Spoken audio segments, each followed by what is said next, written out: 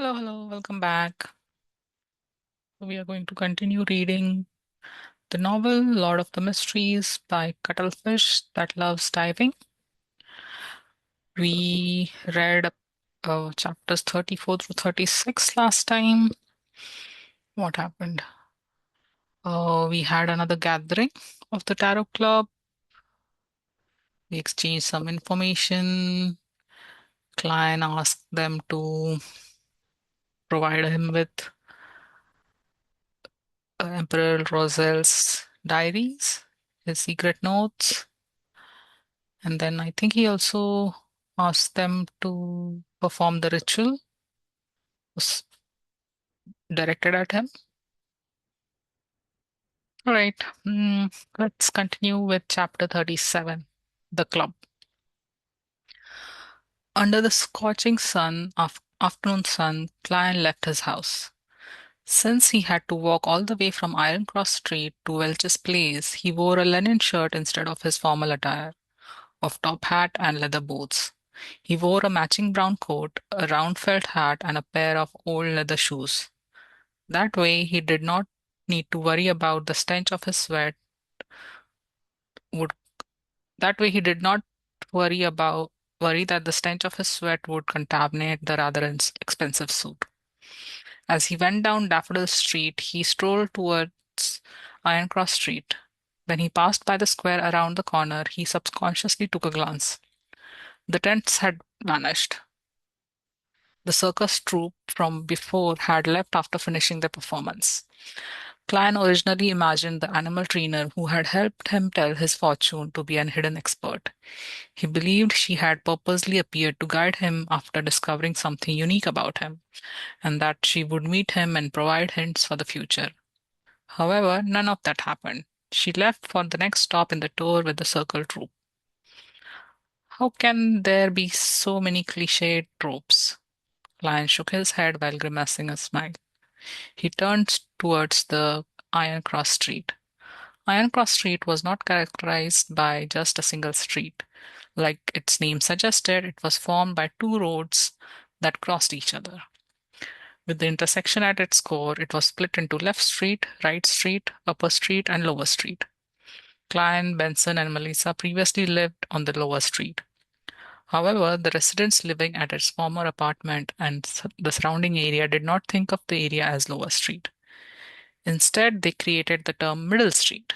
By doing so, they made a clear difference between those staying there and the poor who lived 200 meters down the road. It sounds like uh, TGCF's middle court and lower court. There, a bedroom was occupied by 5 or 6 people, and sometimes even up to 10. Klein walked along the periphery of Left Street as he let his mind wander. He recalled the Antigonus family's notebook and how it was missing. He thought of its importance to the Nighthawks and thought of the deaths that resulted from it. His heart slowly turned heavy as his face turned ashen. At that moment, a familiar voice sounded. Lad? Oh. Clan turned his head curiously and found himself by Smirren Bakery's entrance. Mrs. Wendy, with a head of grey hair, was greeting him with a wave and a warm smile. You don't look very happy, Wendy asked genially. Klein rubbed his head and said, A little. Regardless of your worries, tomorrow will always come, said Mrs. Wendy with a smile. Here, here, try out my newly created sweet iced tea. I'm not sure if it suits the palate of the locals. Locals? Aren't you one, Mrs. Simran? Klein shook his head in amusement. Trying out something means it's free, right? Wendy Simran raised her chin a little and said, You guessed right. I'm actually a southerner. I came to Tingen with my husband, but that was more than 40 years ago. Back then, Benson was not born yet. Even your parents did not know each other. I have always been a little unaccustomed to the dietary preferences of the Northerners, and I'm always missing my hometown's food. I miss pork sausages, potato bread, roasted pancakes. Vegetables fried in lard, roasted meat with specialty sauces. Oh, and I also miss sweet iced tea. Client suffused a smile when he heard that. Mrs. Simran, this sure is a topic that makes me hungry, but I feel a lot better. Thank you so much. Delicacies can always cure sorrow. Wendy handed him a cup of brownish red liquid. This is a sweet iced tea I made according to my memories. Try it and tell me if it's nice. After thanking her, client took a sip and found it resembling ice black tea from Earth. However, it was not as stimulating. The taste of tea was stronger and felt more refreshing. It instantly expelled the heat brought by the burning sun. It's excellent, he marveled. That puts me at ease. Wendy smiled with her squinted eyes as she watched him finish the cup of tea in a genial manner. After chatting with Mrs. Simran about his moving, client returned to the street he was most familiar with. There were far few street side hawkers in the afternoon. They gathered, they gathered again after 5:30. The ones that stayed behind looked drowsy and listless. The moment he entered the area, client's heart suddenly felt overwhelmed by darkness. His heart felt heavy, down, and gloomy for an inexplicable reason. What's happening? He sharply sensed something wrong about himself. He immediately stopped and observed his surroundings but did not see anything strange. After some thought, Klein raised his hand and tapped his glabella like he was thinking. The extent of his vision immediately transformed. The auras of hawkers and pedestrians all appeared. Before Klein could observe the colors of their health, his attention was pulled by the colors that represented gloominess. He was unable to determine the exact thought of the observed, but the despondent, apathetic, and gloomy impression was deeply carved into his heart. As he surveyed the area, he realized that even the sun could not disperse those dark colors. It was a sense of gloom that tainted them from years of repression. Upon seeing this, Klein understood the reason. Just as old Neil said, activating his spirit vision easily pulled him into unfamiliar environments and made him feel discomfort. It was also easy for himself to be affected by the emotions of others. A similar principle could be used on an ability like perception. This was an ability he obtained without additional practice after becoming a seer. It was a passive sense that could not be declined. It allowed him to directly sense the existence of anything abnormal. There was bound to be a level of interaction when perceiving things. Therefore, in the eyes of someone like a spirit medium, the intensity of everyone's perception is clear. It is like fire in the night. Therefore, people with high perceptivity were naturally affected by the intense atmosphere of anything abnormal. It could only be repeatedly practiced to grasp, control, and adapt to such outcomes. Such a repressed colors is probably formed over extended periods of time, right? Klein sighed as he shook his head, feeling somewhat affected. He tapped his glabella twice and tried hard to converge his spirituality. Tap, tap, tap. Klein walked towards the apartment and sensed for any abnormal existences or tiny connections while also searching for the Antigonus family's notebook which he had hidden. The streets were same as usual. There was filthy water and trash on the streets. It only cleared up when he reached the apartment's entrance. Clan pushed half uh, Clan pushed open the half-closed door and circled the first floor in the darkness that the sunlight could not reach. The wooden stairs creaked constantly as he went up them.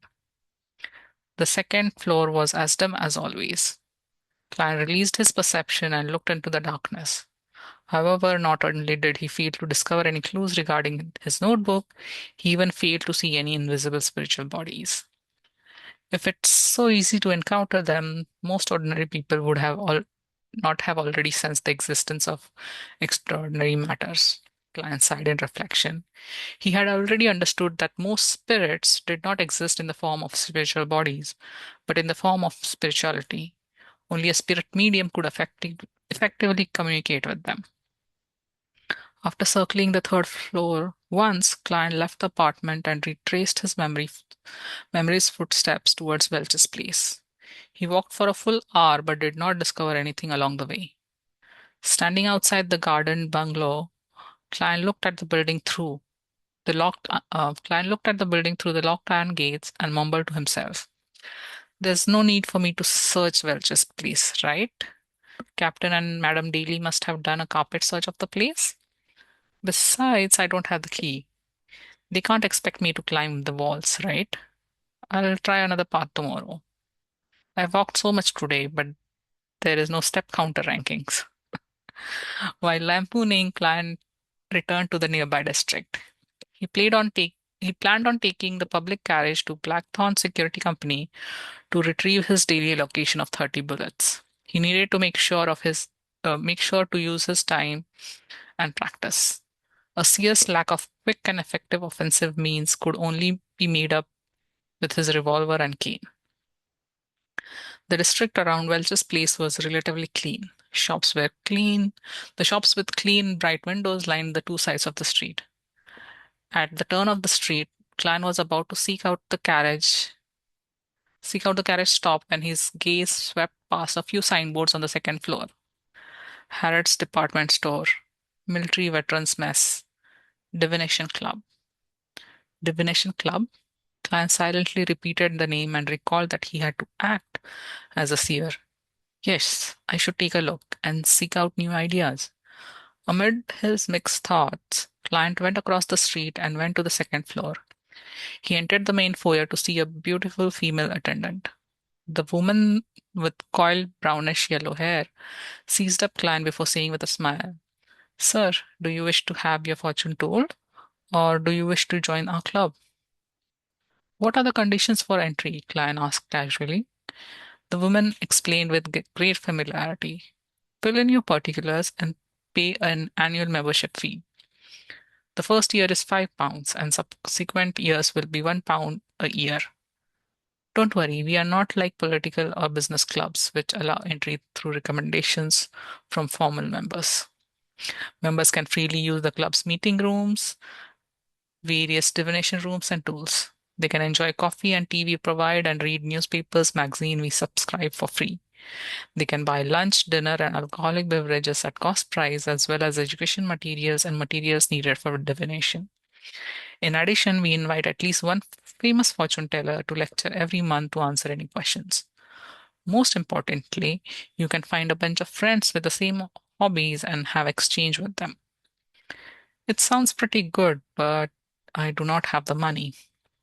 Client gave a self-deprecating smile before asking, then what if I want to want my fortune told?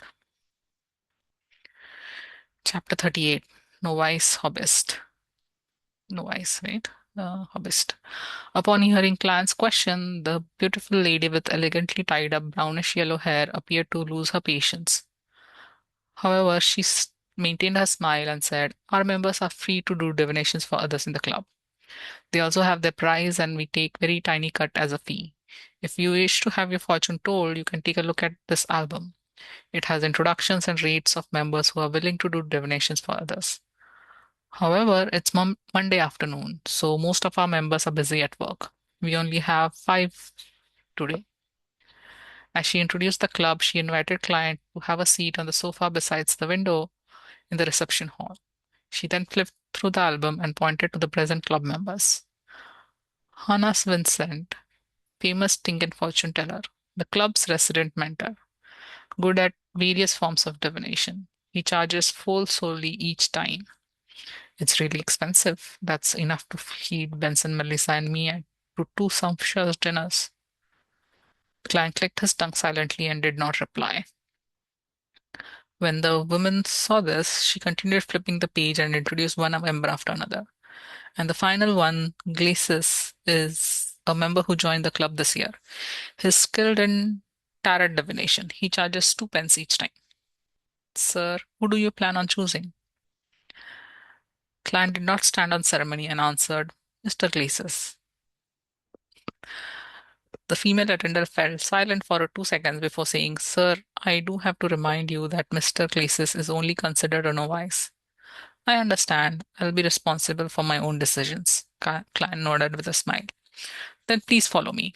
The woman stood up and led Klein through the door besides the reception hall. It was not a very long corridor, and an open meeting room was situated at its end. There was enough sunlight, and it was equipped with tables and chairs. There were newspapers, magazines, and paper cards. A faint coffee aroma drifted out. About 2 rooms from the meeting room, the attendant gestured Klein to stop.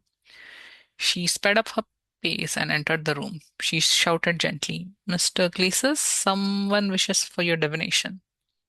Me? A voice filled with surprise and doubt immediately sounded. Following that, there was a sound of chair moving. Yes, which divination room would you like to use? Replied the lady without any emotion. Topaz room. I like Topaz. Glacis appeared by the meeting room's door and looked curiously at Klein, who was waiting not far away. He was a man in his 30s. His skin was slightly dark, and his pupils were a dark green shade. Under his light, under the light, hmm, under his oh, under his light yellow and soft hair, he was dressed in a white shirt and black vest. A monocle hung from his chest, and he seemed to have good disposition. The attendant did not say anything further as she opened the door to the topaz room, which was next to the meeting room. The curtains inside were slightly shut, making it dim. It appeared that only by doing so would one gain revelations from gods and spirits to obtain an accurate divination outcome. Hello there, I'm Glacis. I never expected you to choose me for your divination. Glacis gave a gentleman's bow, briskly stepped into the room, and sat beside the long table. Frankly, I'm only attempting divination for others. I do not have much experience. For now, I'm not a good fortune teller. You still have a chance for regret. After Klein returned the bow, he entered and closed the door behind him. By the light seeping through the curtains, he said with a smile, "You are really you are really a you are a really honest man. But I am someone who is very firm on his choices. Please have a seat." Glacis pointed at the seat in front of him and thought for a few seconds. Divination is my hobby. In life, one often receives guidance from the divine, but the ordinary person is unable to accurately understand the meaning. This is the reason why divination exists and also why I joined this club. In this aspect, I still like confidence. Let's make a divination that follows an exchange, a free exchange. How would you like my suggestion? I'll cover the fees the club requires. It's just a quarter pence. Client did not agree or shake his head. Instead, he smiled. From the looks of it, you have a pretty well-paying and decent job. While he said so, he leaned his body forward slightly. He held his forehead with his right fist and tapped at it twice. But that does not enhance the accuracy of my divination, answered Glacis humorously. Does your head hurt? Do you want to divine problems regarding health? A little, a little. I wish to divine where an item is. Client had already thought of an excuse as he slowly leaned back. In his eyes, Glacis' aura clearly presented itself. The orange colors by his lungs were dark and sparse. They even influenced the brightness in other areas. This is not a symptom of exhaustion, Client nodded in a indiscernible manner. Are you searching for a lost item? Glacis thought for a few seconds before saying, Then let's do a simple determination. He pushed the neatly stacked tarot cards on the black table towards Klein. Calm down, think of that item and ask yourself, can it still be found? While doing so, shuffle and cut the deck. All right, Klein actually did not remember what the ancient notebook looked like. All he could do was repeat the question to himself. Can the Antigonus family's notebook still be found? While he repeated the thought, he skillfully shuffled and cut the deck. Glacis up, picked the topmost card and pushed it in front of Klein. The card was facing down horizontally. Turn it clockwise until it sits vertical. Then flip it open. If the card is inverted, which means the picture of the card is facing away from you, it indicates the item cannot be found. If the card is upright, then we can continue the divination and seek its actual location. Client followed his instructions and turned the horizontal card vertical. He clasped the end of carrot card and flipped it over. It was an inverted card. What a pity, Glacis sighed. Client did not respond because his attention was focused on the tire card in front of him. The inverted card's picture was dressed in gorgeous clothes and splendid headdress. The fool. It's the fool again. It can't be so coincidental, right? According to the hanged man on Old Neil, divination is the outcome of the communication of spirituality and the spirit world with higher dimensional me. Tarot cards are only convenient tool to read what the truth symbolizes. In theory, using any divination item does not matter as it does not affect the outcome. Client frowned as he thought for a moment. Can it be divined whether the item is already in the hands of others? Of course, follow the same procedure and let's do it again. Glacis nodded with rich interest. Client shuffled and cut the deck while thinking of his question. He drew a card and placed it horizontally before turning it vertical clockwise. He finished all the preparation with a serious expression. Taking a deep breath, Client reached his hand and flipped over the card. Please do not be the fool again. While praying, he suddenly relaxed because the card that was of the star and it was inverted. From the looks of it, the item has not been taken by the others yet, interpreted Glacis with a smile. Clan nodded and raised his right hand. He tapped his glabella, looking as though he was deep in thought. Then he took out 2 pennies with a dark copper luster from his pocket and pushed it toward Glacis. Didn't I say it was free? Glacis said with a frown. Clan laughed as he got up. This is the respect divination deserves. All right, thank you for your generosity. Glacis stood up and reached out his hand. After shaking his hand, Clan took 2 steps back and turned around. He walked to the door and twisted the doorknob. As he was about to leave, he suddenly turned his head and made a terse sound. Mr. Glacis, I suggest that you see a doctor as soon as possible. Focus on your lungs. Why? Asked Glacis in surprise. Are you cursing me because you aren't pleased with the divination results? Klein thought for a moment before saying, it's a symptom based on the color of your face. Your glabella seems dark. Glabella seems dark. It was the first time Glacis was hearing such a description. Klein did not explain further as he walked out the room with a smile. He closed the wooden door behind him. Is he an unlicensed doctor or a herbalist? Glacis shook his head amused. He then picked up his monocle for divination. On careful look, he realized his glabella was indeed dark. But this was a problem of the environment.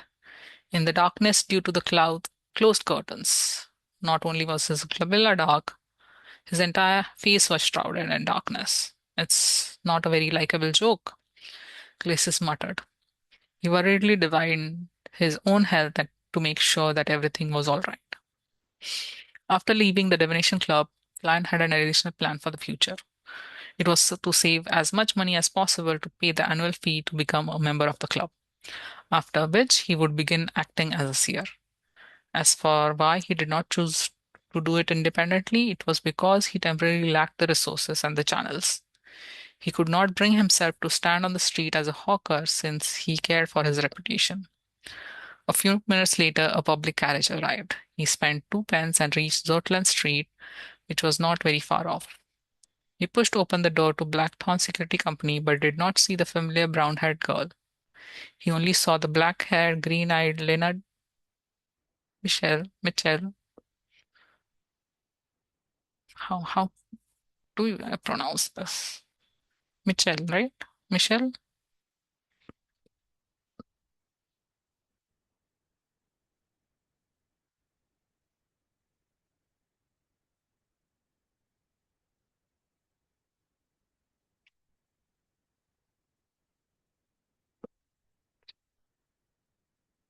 Mitchell. Yeah, Mitchell is correct, I think. With his poetic bearing behind the reception counter. Good afternoon. Where's Roseanne? Klein asked after taking off his hat and bowing. Leonard smiled and pointed at the partition. It's her shift tonight at the armory. Without waiting for client to ask another question, Leonard said as though he was pondering over a matter. Klein, I have a question that always puzzled me. What is it? Klein wore a blank look. Leonard stood up and smilingly said in a relaxed tone, why did Welch and Naya commit suicide on the spot while you returned home? It likely has to do with how the unknown existence made me take the Antagonist family's notebook away to hide it, answered Klein with an official surmise. Leonard paced around before turning to look straight into Klein's eyes. If your suicide was meant to silence you and wipe out any clues, why weren't you made to destroy the notebook there and then? Footnote, I think it was about, what was the footnote about?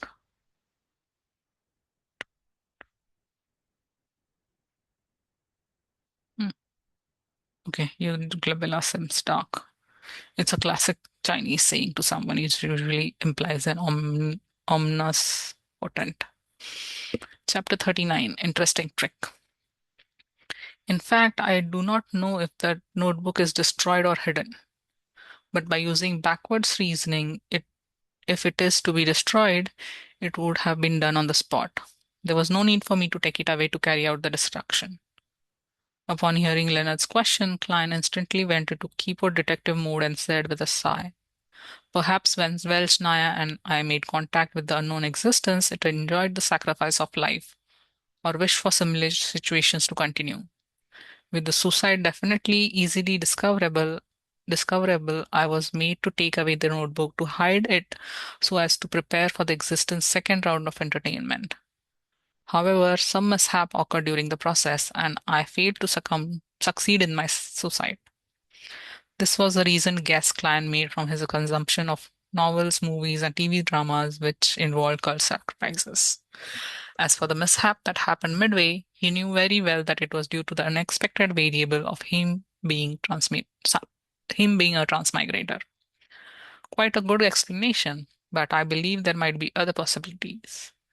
Welch's and Naya's suicide sacrifice might have made it possible for the unknown existence to descend on this world. Then that notebook is a vessel or a breeding ground for evil. It made you take it away to hide it, worried that we would destroy it if we discovered its birth before it became strong. Leonard suggested another possibility. Having said that, he stared into Client's eyes and smiled slightly.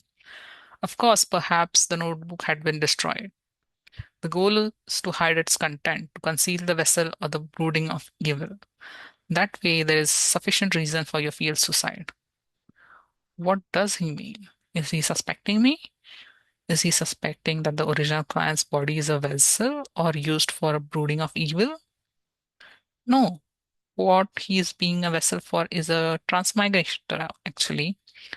Brooding isn't a correct term. Klein was taken aback. While he secretly criticized the idea, he weighed his words.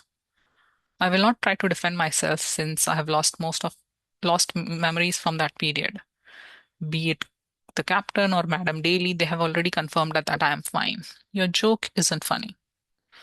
I'm only considering a possibility. It does not eliminate the blow the unknown existence encountered when a descendant, which caused your suicide to fail. We believe that the goddess is ultimately we believe that the goddess ultimately bless us. Leonard laughed as he changed the subject. Did you discover anything in the afternoon? After the conversation and the previous encounters, Klein was very wary of Leonard. He answered in a composed manner. No, I'm plan on taking a different route tomorrow afternoon. He pointed to the partition and said, I'll head to the armory to draw the bullets. The shooting club opened at night. After all, its availability increased only after many of its members got off work. May Goddess bless you. Leonard smiled as he gestured the sign of crimson moon on his chest. He watched Client pass through the partition and listened to his footsteps down the stairs. Leonard's smile gradually vanished as a look of doubt appeared in his green eyes. He whispered something with a displeased tone. Down the stairs, Client followed the gas lamp illuminated corridor to the armory and the archives. The iron door was open, and the brown haired Roseanne was standing in front of the table. She was chatting with a top hat wearing middle aged man with a thick black beard. Good afternoon. Oh, good evening. It's always night here. Klein, I heard from old Neil that you have become beyonder. It's called seer? Roseanne turned her head and deluged him with her questions. She did not hide her curiosity and concern. Klein nodded with a smile. Good afternoon, Miss Roseanne. It's indeed always night here, but it makes one feel a sense of serenity. The description you gave wasn't accurate, though. It should be said that the sequence potion I consumed has the name Seer. You still chose to become a beyonder after all, Roseanne said with a smile as she fell deep into deep thought. Klein looked at the middle-aged man beside her and asked politely, You are? Another Nighthawk member or one of the other two civilian staff I have not met? Roseanne puckered her lips and said, Brett, our colleague. He wishes to change slots with me to free up the night after tomorrow. He plans on going to the theater on Northborough with his wife to watch The Prideful One. It's to celebrate their 15th wedding anniversary. He's truly a romantic gentleman. Brett smiled as he extended his hand and said, With Miss Roseanne around, there's nothing that requires repeating. Hello, Klein. I've never expected you to become a beyonder so quickly. As for me, I might never have the courage. Perhaps it's the saying, as the saying goes, the ignorant know fear. The ignorant knows no fear. Klein said in a self-deprecating manner as he extended his hands to shake Brett's. Me not having courage is not something bad, said Brett with a shake of his head. A beyonder once told me before his death to never probe strange and dangerous matters. The less you know, the longer you live. At that moment, Roseanne interjected. Klein, there's no need to mind it. I heard from old Neil that as a seer you are used as a support. It's relatively safe as long as you do not attempt to communicate with unknown existences. Why are you dressed in such clothes? It's so unbecoming of a gentleman. What are you here for? I'm here to draw my 30 bullets. Klein did not reply to Roseanne's first question. He believed that lady would quickly forget the matter. All right, Roseanne pointed at the table and said, Ed, it's all yours. You should know where the keys and the bullets are. Oh, the old Neil is really petty. He did not even leave his hand-ground coffee behind. He promised that I could drink my fill today. She prattled on as Klein received the bullets. The duo left together and went their separate ways at Zortland Street. One took the carriage home while the other walked into the shooting club. Klein repeated the process, gripping the gun, raising his arm, shooting, releasing the cylinder, ejecting the empty shells, and stuffing the rounds, again and again. He became familiar with the process and built it into his muscle memory. Of course, he had a few breaks in between to review and correct the process. After finishing his practice, Klein used the grounds to do various exercises like push-ups. He worked hard to train his body to improve his physique. Once everything was over, he sat in an untracked carriage home. Only then he realized it was nearly 7 and the sky was already dark. Just as Klein was planning to head to the market or streets to buy the ingredients for dinner, the door opened. Melissa had returned with her stationery filled bag. Apart from that, she carried a lot of groceries. I thought you and Benson would be home rather late. This morning, I took out one solely from the place where you stash your money. Upon seeing her brother's questioning look, Melissa explained her usual serious manner. Since you took the money, why didn't you take the public carriage to school? Klein had reminded of Klein had been reminded of the matter from the morning. Melissa said with a frown, Why should I take the public carriage? It costs 4 pence to get to school. A return trip means 8 pence. Counting Benson and you, we will be spending 24 pence on transportation daily. That's a whole two soli. In a week, yes, without counting Sunday, that's still 12 soli. It's almost equal to our rent. Stop. Don't flaunt your mathematical prowess. Klein lowered his palm in an amused manner. Melissa first stopped before adding, "It's pretty good walking to school. Our teachers said that everyone should exercise frequently. Besides, I can pick up some damaged components on the way." Klein chuckled and said, "Then let's do the math again. The public carriage costs 12 soli. The rent is 12 soli and 3 pence. It's a total of £1, 4 soli and 3 pence. Using Benson's salary is enough to pay for it, and there will be quite a bit of change left. Yes, he received last week's salary. As for me, I can still earn £1 10 soli every week. Even if we eat meat every day while counting expenses like gas, charcoal, wood, and condiments, we would still have some left if we were frugal with lunch. We can even subscribe to the morning papers for just 1 penny. In 2 months, when I make up for the advance payment, I can save money for both you and Benson. We can have new clothes." But but we have to think of possible accidents, Melissa said and stayed firm on her point. Clan smiled at her and said, "Then we can eat less meat. Don't you find spending 50, no, 100 minutes on the road waste of time? You could use that time to read more or think over problems and improve your results. That way, Melissa, you will graduate with excellent grades. You'll be able to find a job, pretty good salary, and that happens. What's there to worry about?" He fully displayed his experience from gained from debating with people on the message boards and finally convinced Melissa. She agreed to take the public carriage to school. Phew. I finally suckered her into doing that.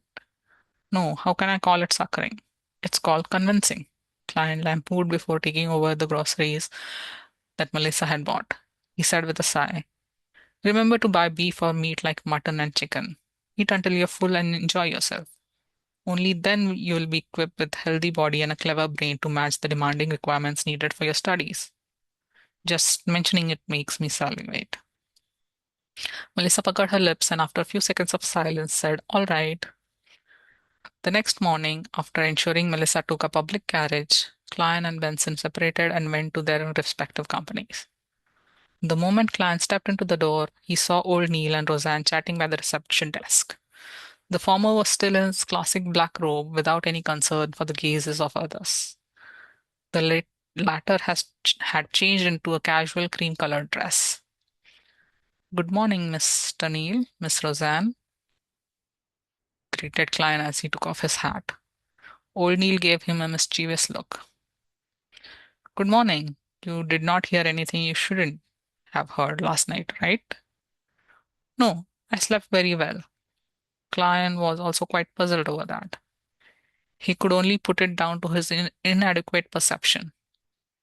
"Don't mind that. Actually, it's not that easily heard."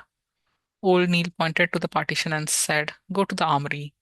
We'll continue our mysticism lesson this morning." Klein nodded and followed old Neil down the stairs and arrived at the armory to replace Brent, who had been on duty the entire night. What will what will we be learning today?" asked Klein curiously.